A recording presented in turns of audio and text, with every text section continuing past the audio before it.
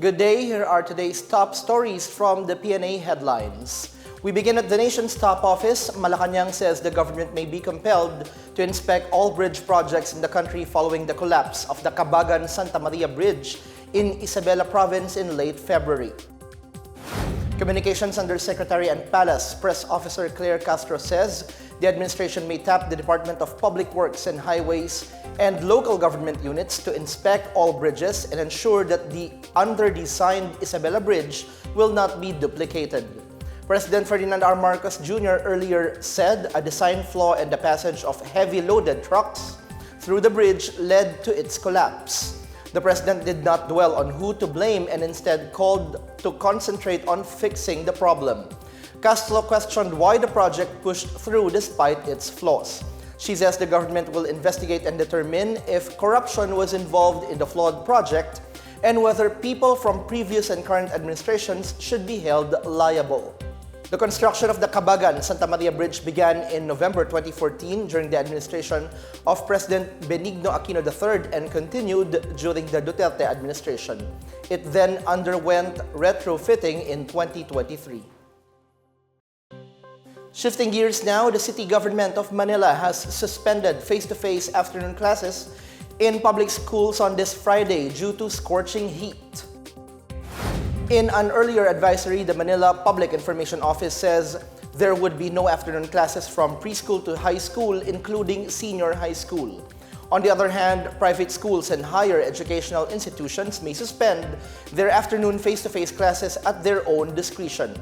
The MPIO says schools must ensure the safety of their students, including their going to school and leaving. Based on Weather Bureau Pagasa's monitoring, the heat index for Friday is expected to rise to 43 degrees Celsius at 2 p.m. Meanwhile, Dagupan City in Pangasinan, Iba, Zambales, Ambulong in Tanawan, Batangas, San Jose in Occidental Mindoro, and Cuyo in Palawan are forecast to experience heat indexes of up to 42 degrees Celsius. The Department of Education plans to renew and hire over 7,000 administrative support staff in public schools nationwide. In a statement, DepEd Secretary Sunny Angara says they hope to supply every school with the necessary support staff and take administrative work off the hands of teachers so they could focus on their main duties. This is part of the DepEd's move to rationalize the teachers' workload in line with President Ferdinand R. Marcos Jr.'s directive to uphold their welfare and ensure quality education for learners. Angara says the DepEd is taking a concrete step toward making the learning environment more focused, effective, and responsive to the needs of our students. The administrative support staff will be hired under a contract of service. Their compensation will be based on the prevailing regional minimum wage multiplied by 22 working days per month plus a 12.5% premium paid in tranches. Meanwhile, incumbent administrative officers applying for renewal must have met the performance targets in their terms of reference in the school's division office's evaluation. The Department of Transportation is set to terminate its agreement with the builder of the unified Grand Central Station, which was meant to link some of Metro Manila's transit lines. Transportation Secretary Vince Dizon says the contractor, a consortium of BF Corporation and Foresight Development and Surveying Company, has delayed and left the construction of the station idle for over a year. Dizon called the delay unacceptable, saying the station could have already been used by the public. The contractor may face penalties and damages for failing to fulfill its obligations.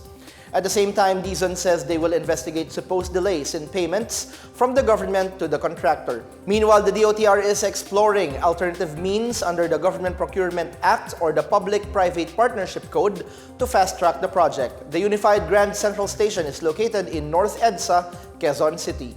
The station is meant to allow commuters to seamlessly ride the MRT-3, LRT-1, MRT-7, and the Metro Manila subway, as well as buses, jeepneys, and taxis.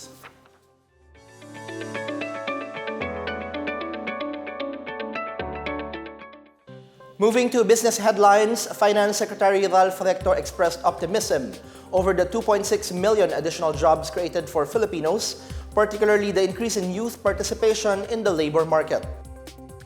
The January 2025 labor force survey showed the significant increase in labor force participation, reaching 63.9% from 61.1% in the previous year.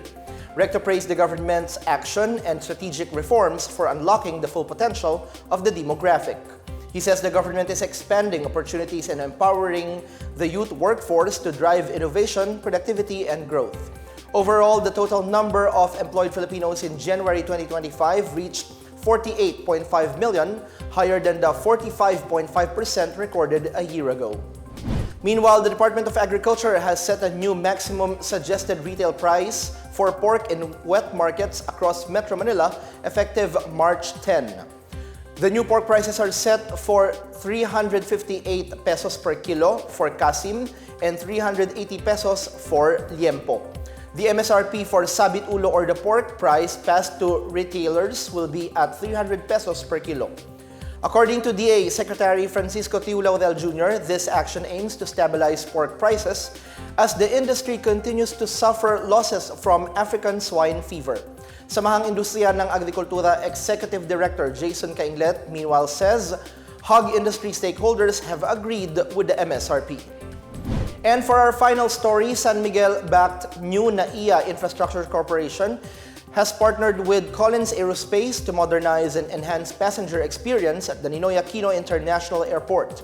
NNIC says the collaboration with Collins Aerospace aims to introduce advanced system designed to streamline airport operations and align NAIA with international aviation standards. The modernization project will begin in May 2025 and completion is set by September 2025. And that's the latest and the biggest stories on the PNA Headlines. For more news updates, visit our website, pna.gov.ph, our Facebook and X account, Philippine News Agency. The PNA Headlines is also streamed via the Servicio Facebook page.